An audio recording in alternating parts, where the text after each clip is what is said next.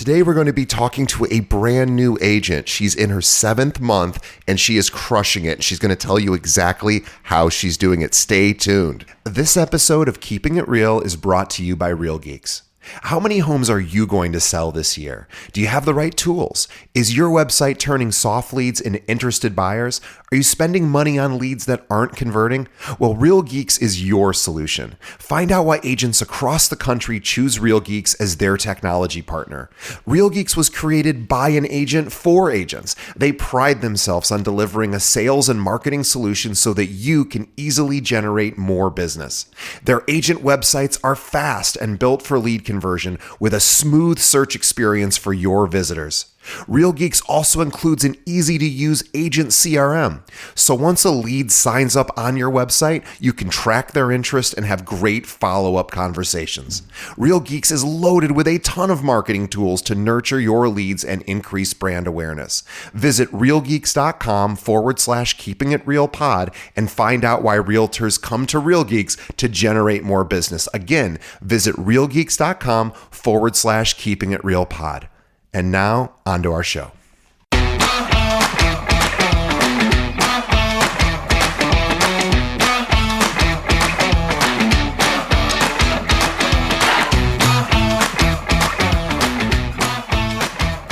Hello and welcome to another episode of Keeping It Real, the largest podcast made by real estate agents and for real estate agents. My name is DJ Parris. I'm your guide. I'm your host through the show. And in just a moment, we're going to be speaking with new top producer, Erica.Campos. And by the way, if you're new to the show, welcome. We're glad you're here. If you're returning, thank you for coming back. Also, as always, please tell a friend about the show. Let other agents know about us.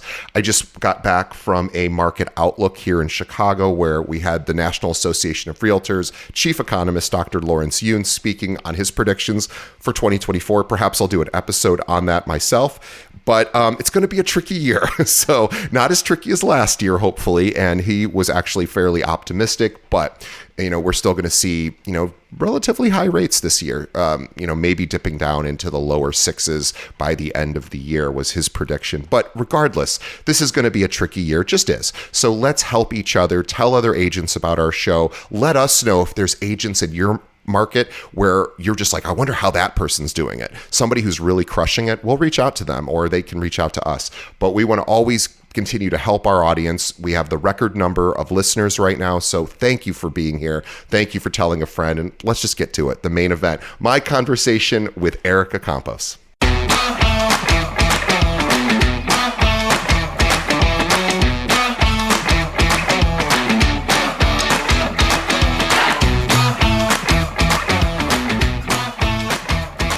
All right, today my guest on the show is Erica.Campos with Coldwell Banker in Chicago. Let me tell you more about Erica. And this is actually a really sort of unique episode for us, so I'll tell you why in just a moment. But with over 2 decades of experience in insurance, finance, sales, and customer service, Erica.Campos brings a wealth of knowledge and unique expertise to the table. She's a full-time realtor, member of National Association, of course, Chicago Association, and the Resident Real Estate Council. She's affiliated with Coldwell Banker in Oak Lawn, Illinois. She services Chicago and the suburbs. Now, Erica's at 40 years old. Erica decided just recently to take her own leap of faith and dive headfirst into the world of real estate, leaving her 9-to-5 behind as a financial literary coach. She joined Coldwell Banker with a fire in her eyes and a relentless dedication to succeed. I should mention that Erica just started practicing in the last 8 months, I believe. Yeah, about that, like 6-7 months. It was back in June. Sorry.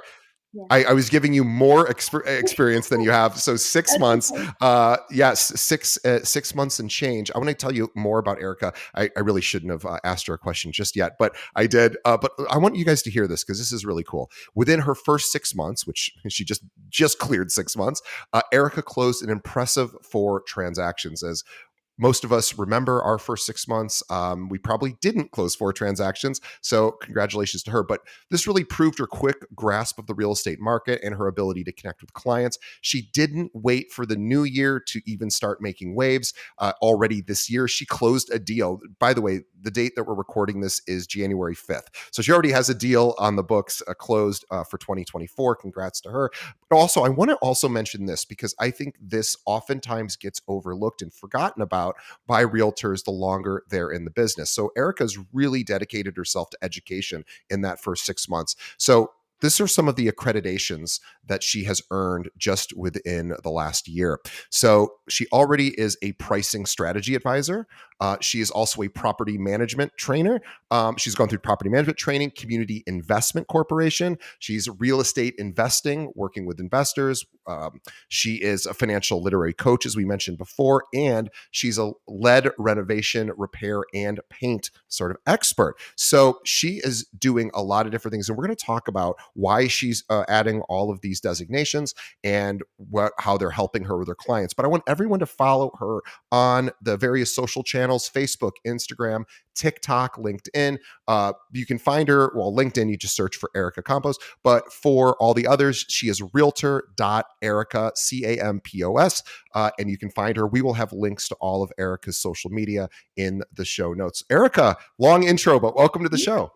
Thanks, DJ. Thank you. Thank you for having me. I am super excited that I got a chance to be on. I've been a fan of your channel for such a long time. Even before I decided to even enroll in real estate school, I would listen to your podcast. And it has been a true motivation for me to get my license, finally do it. Really? And Oh, wow. and while I was studying, I'd listen just to get everyone's perspective and what is going on in the real estate world. And again, it was just very motivational and inspirational, and you're Oh, part of the motivation as to why I decided to just go for it. well, that I am, boy, I am very surprised. I did not know any of this. So wow, that was that was a lot to take in. Thank you. It's a real it's a real honor to hear that. So thank you so much for sharing that. I was not expecting that. Mhm. And we should also mention too that you are the boy. You really threw me off my game with that one. That one hit me pretty hard. You're doing Congratulations. big things. You just Well, I'm really proud of you as well because people don't usually have this kind of success in their first 6 months, and it wasn't handed to you. These are things you all earned. But I'm glad to hear that maybe I was a small part of that over the journey. And what I really want to talk about, I want to start with why the switch to real estate first. So you had this sort of, traditional corporate life before. Why the switch? Well, it all started when I was 17 years old. I was an insurance agent for a local State Farm, agent, Allstate, and then eventually I went to work for brokerages, bigger companies.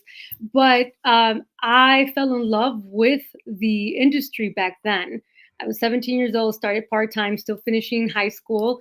And once I turned 18, I became licensed for both property casualty, life and health.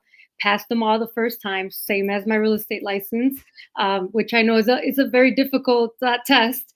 Again, I fell in love with the industry. I was always in contact with realtors and with loan officers and lenders, and I think it also comes naturally to me to understand this industry, and I would Sure. always get on the phone with loan officers and processors and ask them, well, what's the interest rate now? What kind of conventional and FHA programs are happening? And so throughout my career, I learned a lot about risk management. So I would go out and inspect the property to make sure it would go through our underwriting, make sure that the house is not falling down, that what we are insuring Right. is good structure for both the insurance company and for our clients. And I think that goes a long way now as well with when I am looking at houses with my clients, I'm able to detect you're going to need a new roof in the next 2 years. You're going to need this furnace. It's a goner. So I think my clients definitely, love that about my experience. And then along the way, of course, you have to be a good salesperson, because I was also hourly plus commission. And then you have to provide great customer service, because you want to build that trust and you want them to continue coming to you as the expert. So I did that for about 17, 18 years. And in the midst of all that, I also was an educator. So I was building a little side business. Basically, I could say it was life skills, like a life skills educator, teaching life skills and financial literacy since back then. And so I have a big education background too. I started teaching all over Chicago in high schools as well, financial literacy and life skills education. And I think all together with my experience in being so detailed and analytical, and then plus the education piece, I feel again that it's helped me transition into what I am now. And my last job, I was a financial literacy coach, and I taught all over underserved communities and young adults, reentry folks. And that pretty much led me into real estate again. So I think it was just a leeway into that. And once I got licensed and I started doing open houses and I started getting clients right off the bat, I realized, okay, I don't know if I can juggle these two. And I don't like working for other people. I like to, work for myself. And so I told my husband, listen, I really would love to focus on real estate. I know that I can hit the ground running. Give me 6 months. If in 6 months I don't sell one thing, I'll go work for somebody else, I guess. And 6 months out, four transactions, and then the fifth one this month, and I have a couple more in the pipeline. So I guess the insurance and financial has always been in my life. And I think I missed it for some time. And now I'm back into that industry. So I love it. I really love it. Yeah, it's very interesting. I think a lot about previous careers and how they relate. I'm always interested in thinking about, how does somebody take skills from maybe, in this case, you had somewhat related careers, but Yeah. still weren't specifically, super real estate focused. But the idea of customer service and being either a financial literacy coach or an insurance agent, these are really service jobs in my mind. I know they're technically considered sales jobs, but I always think, the best agents are the ones that serve the clients most effectively. And I think that does translate really well, customer service. So I imagine that skill that you honed over almost 20 years probably served you very nicely when you stepped into real estate. Yeah, oh, definitely did. I know that for me, my clients come first. I will always go above and beyond for them. If I don't know something, I'm not afraid to say, you know what? Let me get back to you. Let me find out. And so then I'll go ask like someone from my brokerage or Sure. my managing broker. But it's very important to me. It's my reputation, but it's also important that the trust. I don't want to be known for, real estate agents. We don't have a good reputation a lot of times, right? Some agents have made that for us, unfortunately. So I make sure that I go above and beyond, and even those clients that I've already closed deals with, I still contact them. I still ask how their house is coming along. I send them, congratulation cards, Christmas cards, holiday cards.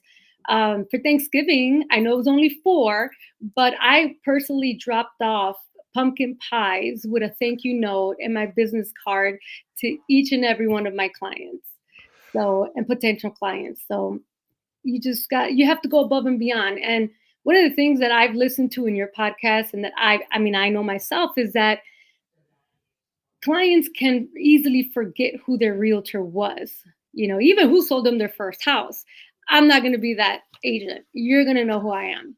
And so even if I don't want to come across as a pain in the butt, right? But, again, the holidays, birthdays. So I make sure I collect good information so that I can, continue to communicate with them in more than just a business way, like personal. Yeah, you just gave an idea, just sprung forth from what you just said. So I want to share it with our audience, but I'm really going to credit Erica with this because it was her words that brought this up in my mind, that I was thinking about when somebody moves in, especially when, somebody's buying a property, and whether it's their first property or not, I don't think it matters for this idea. But the idea that you were saying about how you're staying in touch after the sale so they don't forget about you is critical. Obviously, we all know that.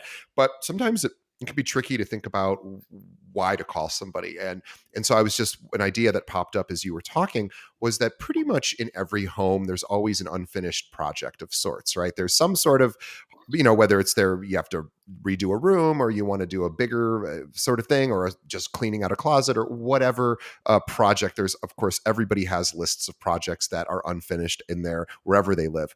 And I think too, that would be a fun thing for agents to do once you sell them the home, is reach out, within that next year and say, hey, how's it going? How's the home, as you had said. And then I probably would say, hey, do you have any projects that you're working on for the home? I'm just curious if you're doing anything or things you want to do, because the reason I'm asking is if you need any referrals, if you need, if you're looking for a particular handyman or somebody to help you with this particular project, I've got people to talk to, or at least I'll find good people for you. Yes.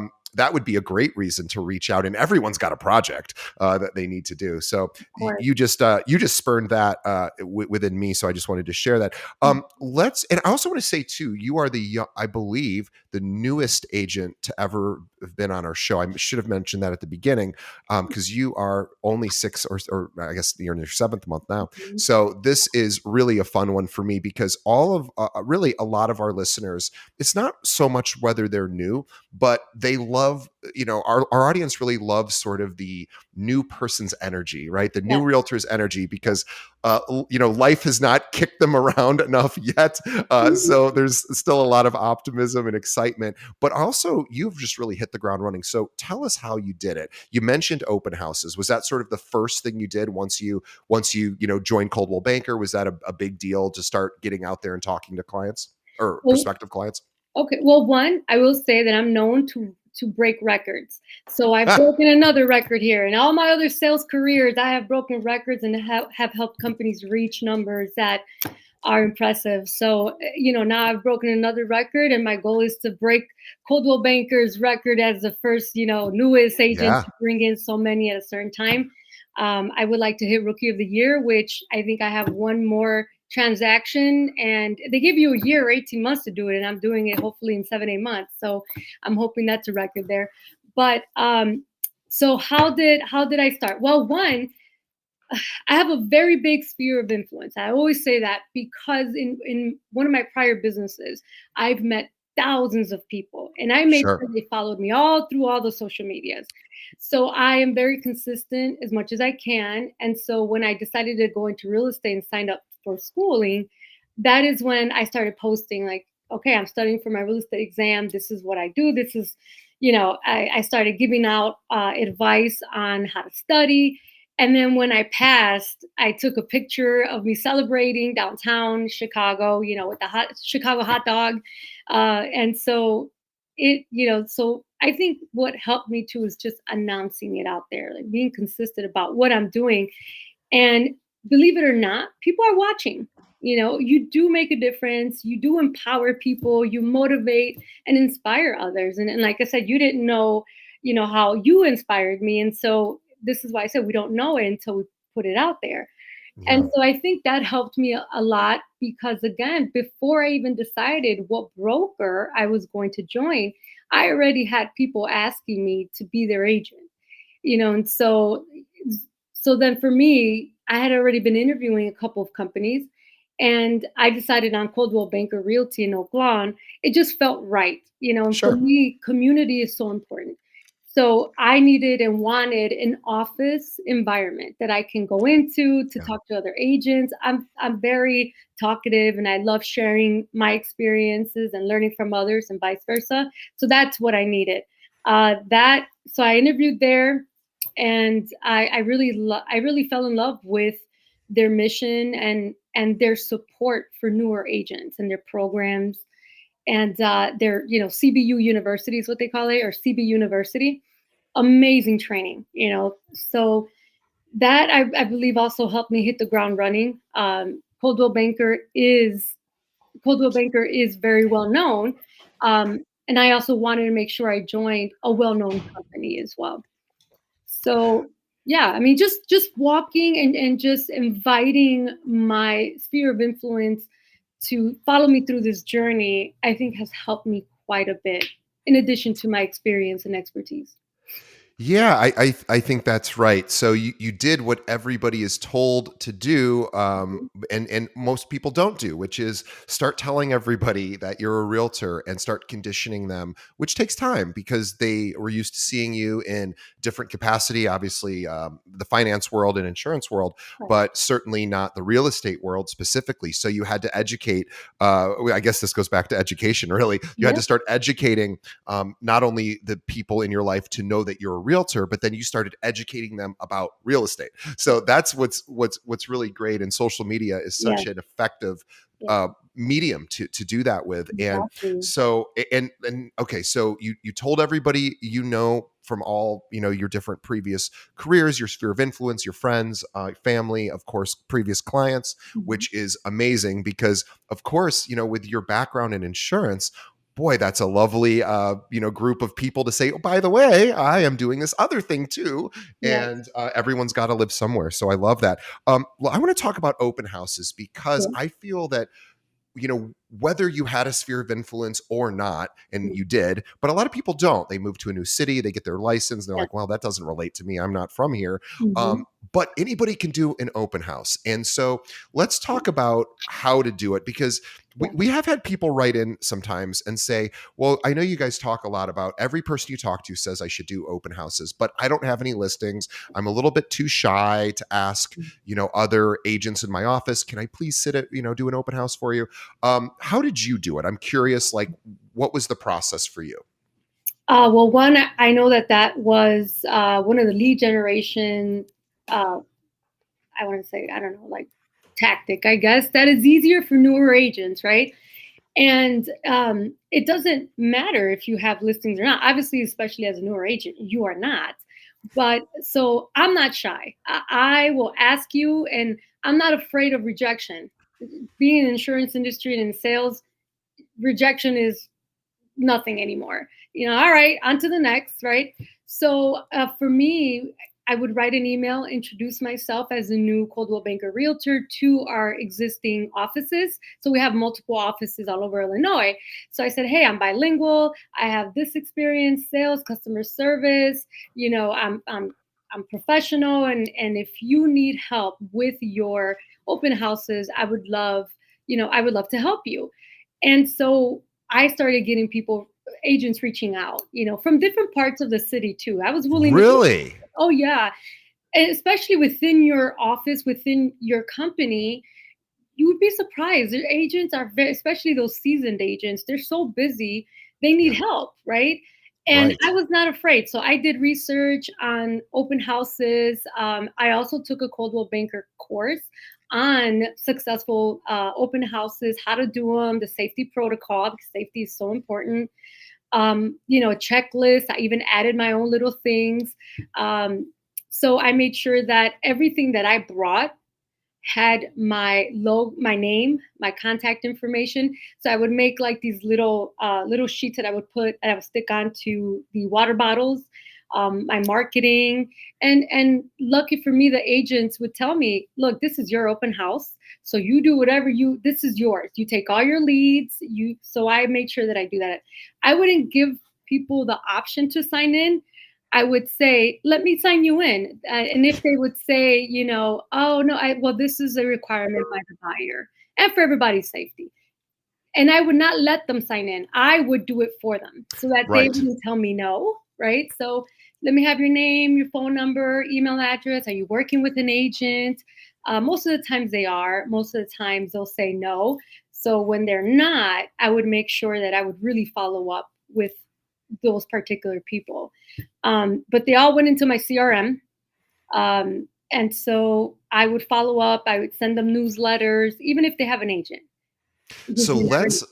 I want to, you just said a lot and all of it was great. I want to slow it down a little bit and kind of go step by step Yeah. because this is really wonderful information for our listeners. So you had the logo giveaways.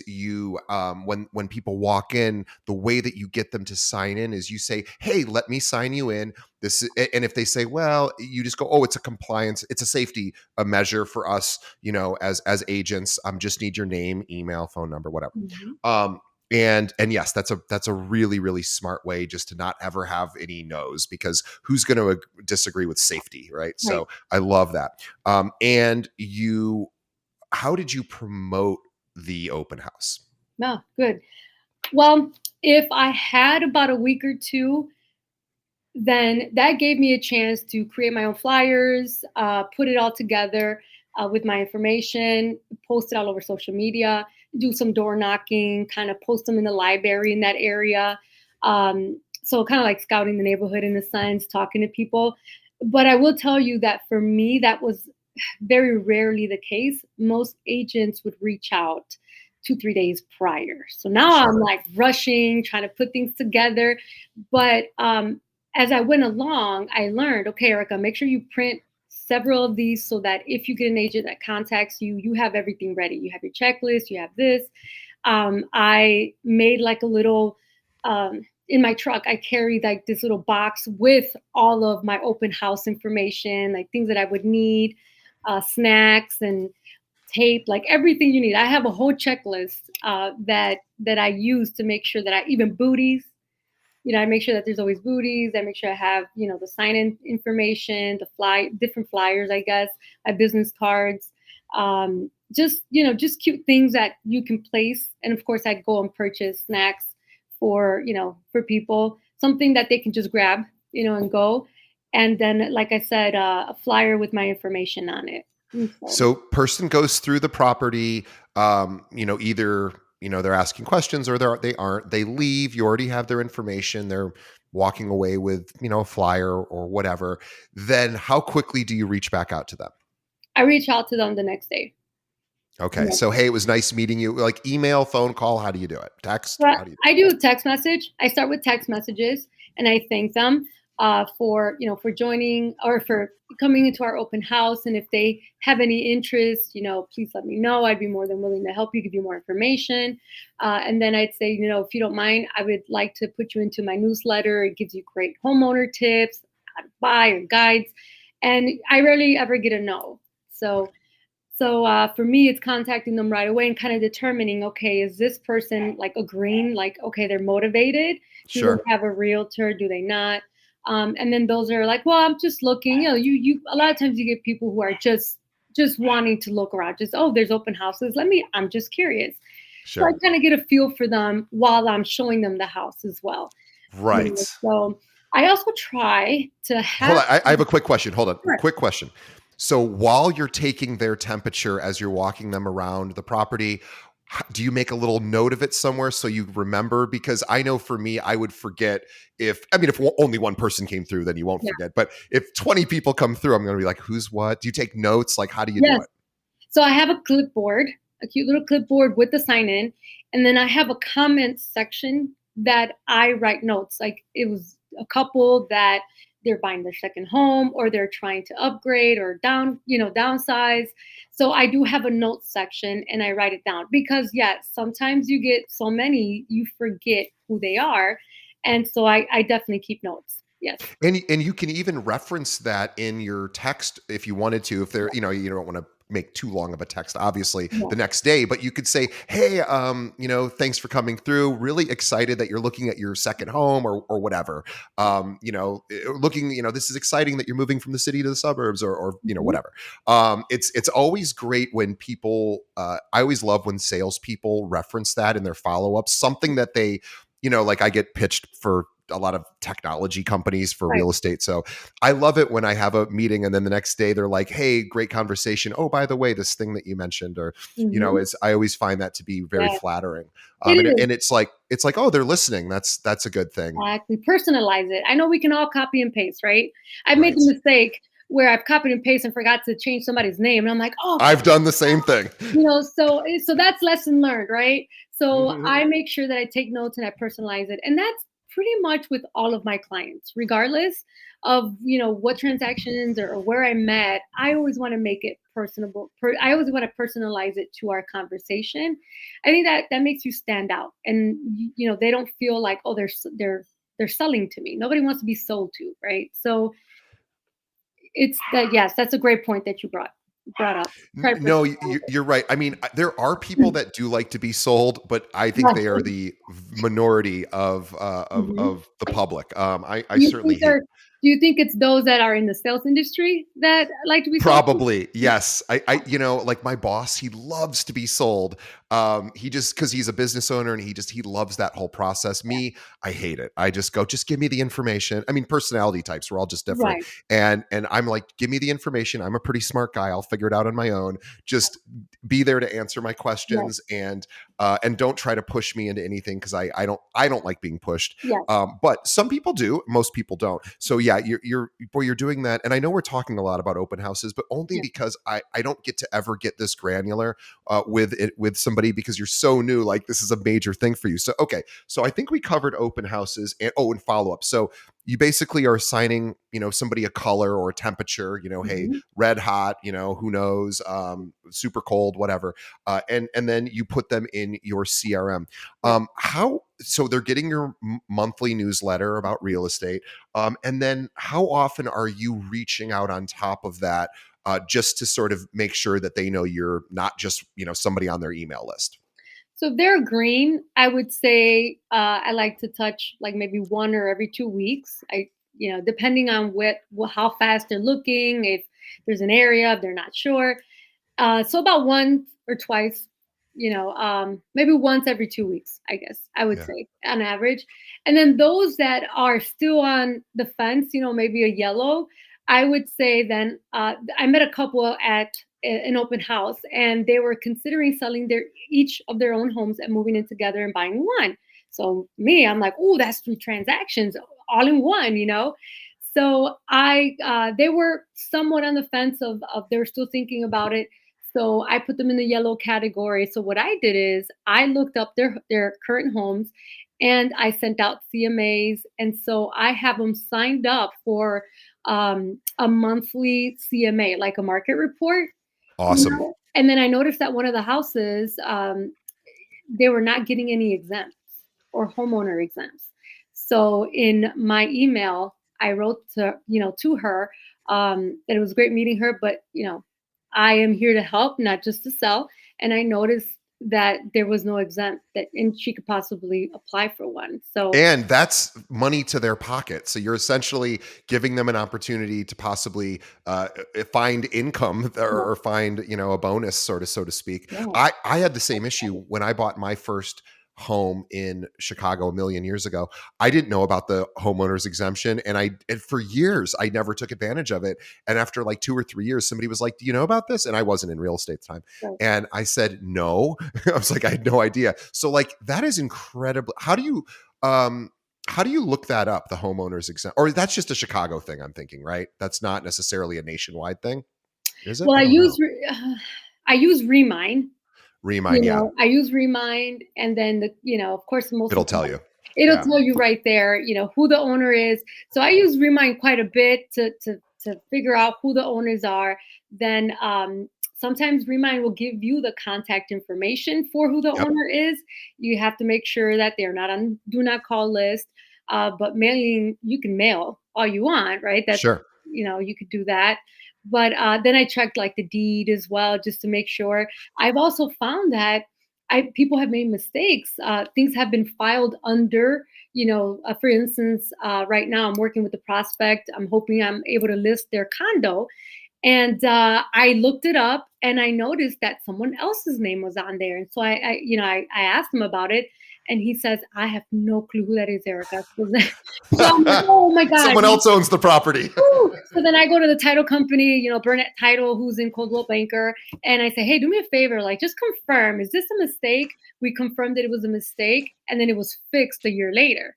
But for a whole Wow. year, it had somebody else's name on there as like a deed in a deed. And so it's so important that we look up our own properties, but also provide that value to your clients. That's going to tell them that you are ready to work for them, that you're serious, and that you are an expert. Here, I found this. Even if you don't come with me, even if you decide maybe you want to list it with another agent that you've always worked with, but just know that I will go above and beyond. And if maybe I can't work for you, how about you refer business to me?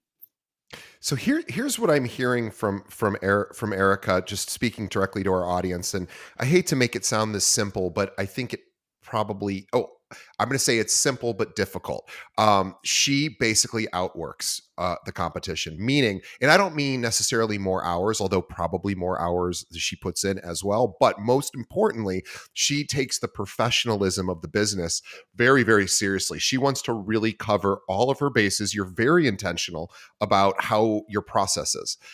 You have a process for open houses. You have a process. I mean, I want to switch gears just for a moment because you went full steam into I need lots of designation process and you knocked them out. And I want to mention this to everybody. Look, there's a certain amount of marketing that is benefit to even if you don't learn anything from the designations, and of course you will, but even if you didn't, and it's all a big, just not that helpful, although it will be, but even if it wasn't, it still looks really good when you have all of these designations after. Now, nobody knows what they mean, and nobody knows really, nobody cares. But what they do care about is that you're dedicated to the craft, you're dedicated to the industry, and you're taking it seriously. And most people don't have 7 different designations, which I think you have or close to that.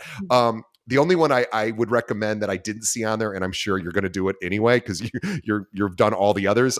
Certified negotiation expert, I think, is a good one. And you're nodding because That's of course my you're going to do next that too. one. Yeah, that's my next That's one. yeah, but the point is this is a way to gain an edge as in competition, and that's not why Erica's doing it. She's doing it because it'll better service her clients. That's really the main reason to do it. But it's a nice little side benefit to be like, oh, by the way, when you're talking to other agents, they may, she's not going to say this, but they're not going to have all of those initials after their names. So Mhm. I absolutely really applaud you. You're probably uh, the probably the only guest we've had on with that many designations. And typically when people go down that path, they can tend to get caught up in education and then not production. And you're doing both. Yeah. And that's what's really impressive is you're not like, well, I'm just going to sit and do online classes all day so I get designations. You've also closed 6 deals in your first 6 months, Mhm. and even a deal already this year, which is incredible. And you're really just following the process. You're doing all of the things that every single guest I've ever had on here says, this is what you should do. And you're actually doing it. So I am so excited to hear about your success. So let's talk about, so we talked about open houses. I want to also, and we talked about what I call aftercare, which is just the following up, staying Mhm. in touch. You're calling these people or texting or emailing them every couple of weeks. You're saying, hey, just checking in. How's everything going? You're providing value to them. Let's talk about social media. What are you doing on social what are you doing? How do you think about posting content? Are you doing mostly videos, images, both? Are you talking about yourself? Some realtors are like, here's me at the gym this morning at 5 a.m. Others just do, hey, here's this cool house I'm, doing an open house for or doing a showing Mhm. at. What is the kind of content that you push out there and how do you think about it? All of it. However, my goal for 2024 is to get better at being intentional with my social media as far as, the content that I'm posting. Video is one that I am extremely afraid of.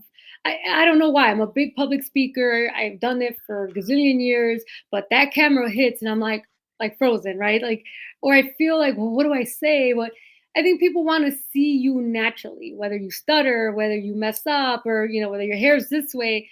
I think people now, I think that's more acceptable. I never wanted to sit there and edit, my videos. I just felt like, why? So I have to get better at posting videos that are educational as far as in rates dropping or, program changes or what I do on a day-to-day basis. That's one thing I would like to show people is, okay, this is what I do from the minute I wake up.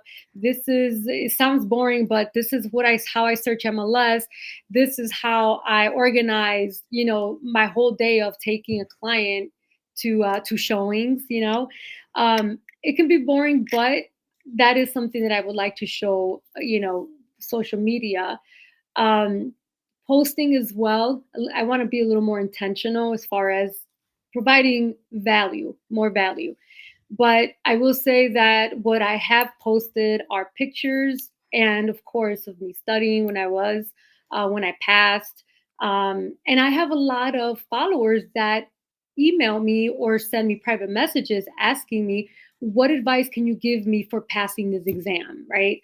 So I had a little secret that one of my instructors gave us. It's a guide that a lot of people don't know is out there, and it's free. Every state has it.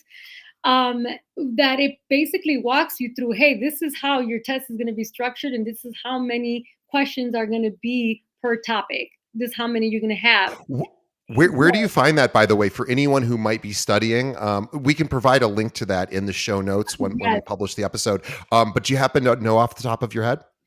I will say that I have gotten, I think, over 20,000 views over it, and it's been 6-7 months. Oh, you made a video about it. Yeah, yeah. Yes, there's a video We'll on link my to it. TikTok. There's my video on my TikTok that's there, but it's a handbook, and every state has it. It's a Illinois candidate handbook is what it's Okay, called. we'll link to the TikTok video for Yes, sure. every state Because has I've it. never heard of that, so that's amazing. Yep, on top of For your real estate book and whatever else, that right there is like the Bible of real estate to pass.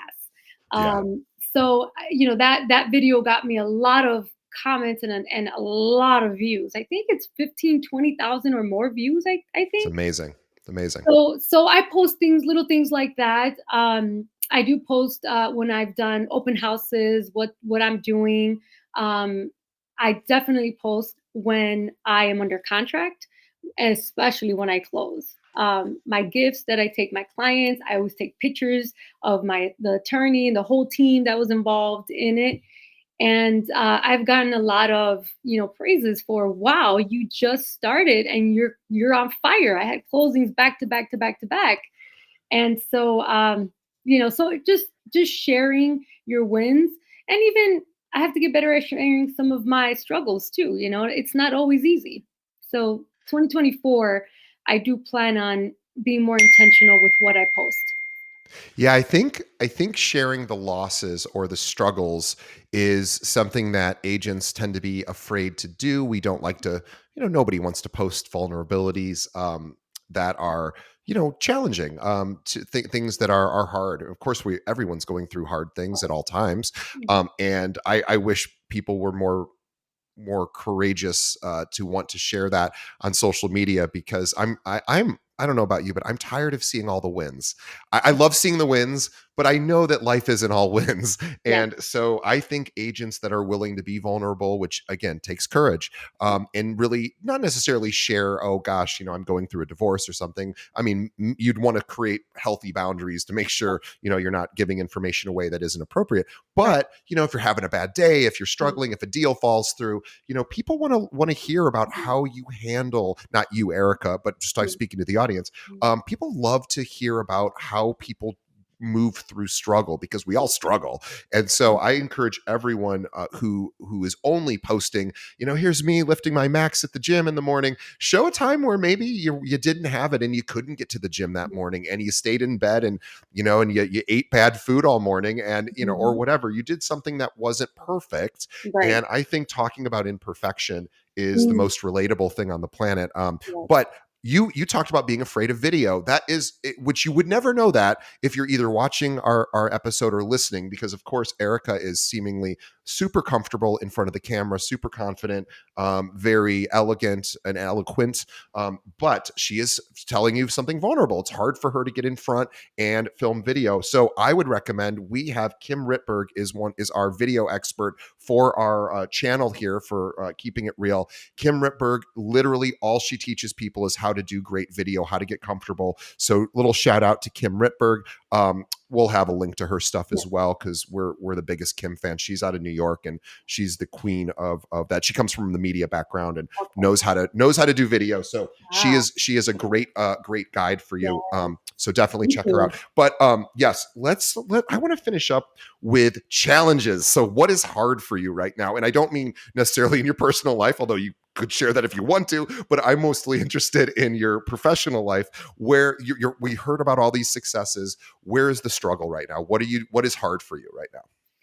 Well, what is hard for me right now? I will say, being a new agent, it's not having uh, a ton of experience, like not having, sold or closed on 20, 40, 50, 60 deals, like some agents have. And with each deal, each transaction, I learned something new, whether it's something that I helped with or something I might have already known, or a mistake. So I always say we learn from our mistakes, right? So you take that along. I'm very hard on myself when it comes to making mistakes.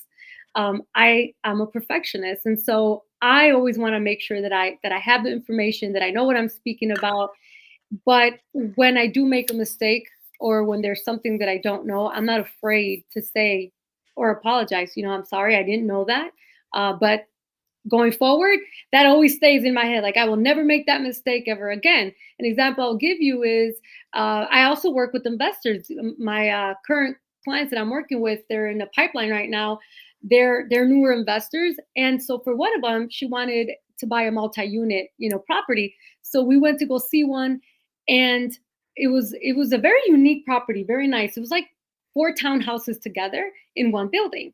And I remember the realtor saying to us, "Well, I can only show you two of those units because the tenants didn't allow us to go into the other two units, even though we gave them 48-hour notice." I said, "All right." So my client fell in love with it, and they said, "Oh, those other two units are practically the same."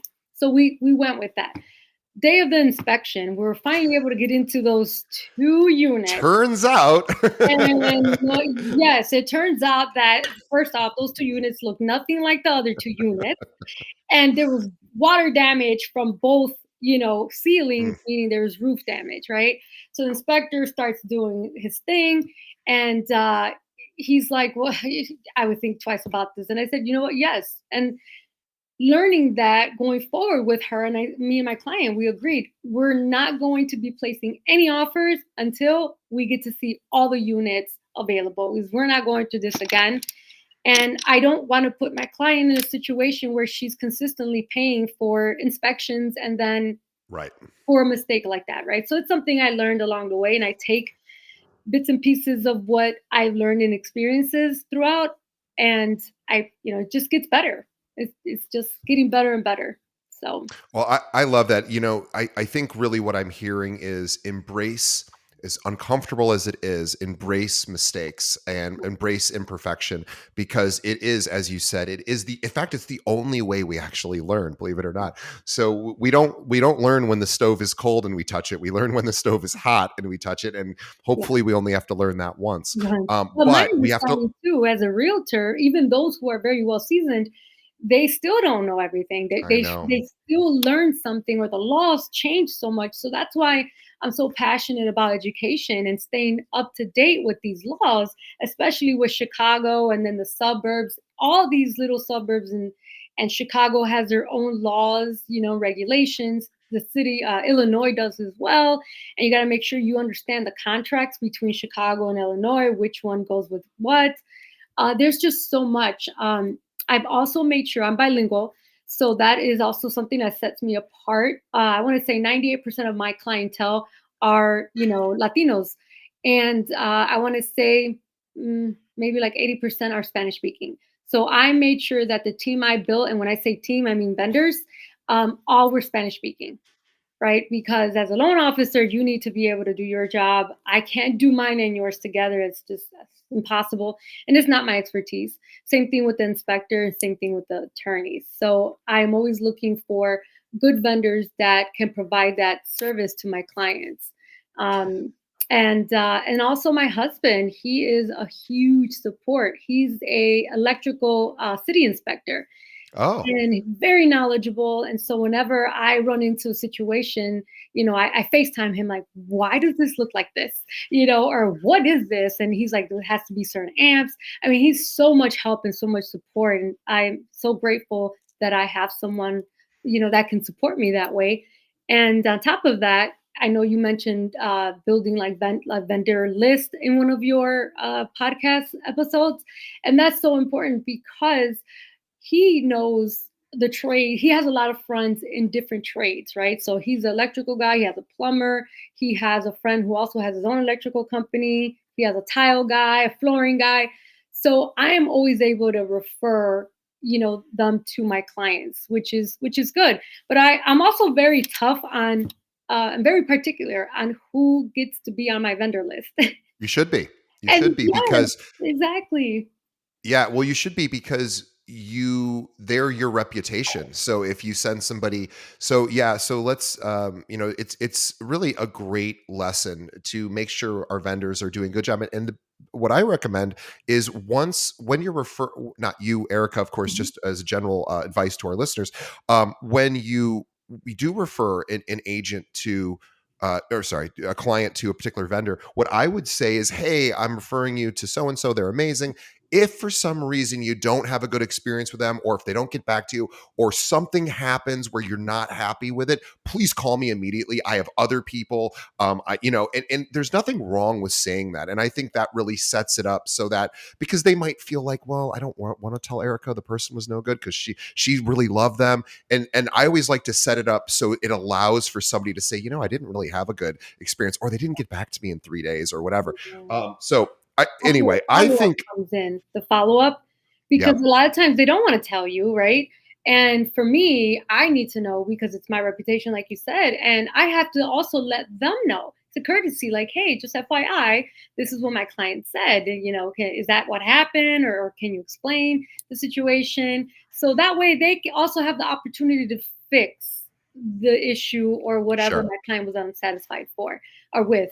But I think having a good list of your vendors experienced as well, that makes a world of difference, especially the lender and the attorney. Well, well, this is a perfect place to wrap up the episode. There's been so much value you've provided, Erica. I really can't thank you enough for not only being a listener of ours while you were building your business and still continue to be a listener as you're building your business.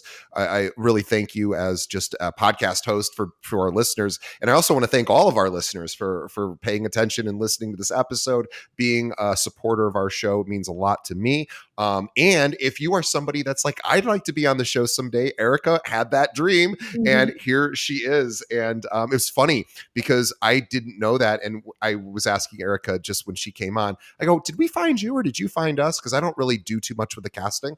And then and she said, "Oh, no, I know about you." But the idea is that you can also be on the show over time. And Erica is somebody that you're going to want to watch. She's going to be Rookie of the Year this year. She is already crushing it. She's taking this job extremely seriously. And for anyone who's a little bit sad or depressed because of the condition of the market, yeah, a lot of people are. That's okay. But if you surround yourself with content from people who are just pushing through and doing the work, Erica doesn't know that this is a hard market because it's the only market she's known. So to her, this is just what she's doing. So if you're a little bummed out because things are harder now, yes, I get it. I'm with you. We have 800 agents here. They're depressed too. Everyone's dealing with this. But if you can connect yourself with accounts like Erica's, who's consistently just pushing forward, it's easier to be motivated to continue to do the same. So please, everybody, follow her on the various social channels: Instagram, Facebook, and TikTok. You can find her realtor.erica.campos, and then LinkedIn, of course, just look for her name. We will have links to all this in the show notes. And if anyone out there needs a realtor in Chicago, maybe you have a client moving, perhaps they're Spanish speaking, and they need someone to work with. Erica would love the opportunity to connect with agents from all over the country. And by the way, Chicago, people don't, when they retire, a lot of times they move. They move somewhere warmer. So Erica's got people that at some point she's going to need to push out. And although Erica might just get licensed in every state, knowing how seriously she takes the business. But no, of course she's going to refer business out. So if you want to connect with her, what's the best way, Erica, that an agent or maybe even a client could reach out to you? My social media platforms, they can reach out to me there. They can also reach out to me directly, 630-291-5971, or they can email me at erica.campos at CB, which is C as in Charlie, B as in boy, cbrealty.com. Link to those in the show notes as well. Stay in touch with Erica. She's got amazing energy. She takes the job seriously, and maybe, I mean, I'm going to follow her because I need to be motivated sometimes too. And her energy is not only infectious, but she's just one of those rising stars that we can all learn from, even if we're 20 plus years in the business, because she is really doing it. Erica, thank you so much for being the newest realtor to ever be on our show, one of the first agents of the year to be on our show as well. And also congratulations on doing a deal already this year in your first 5 days. That is incredible.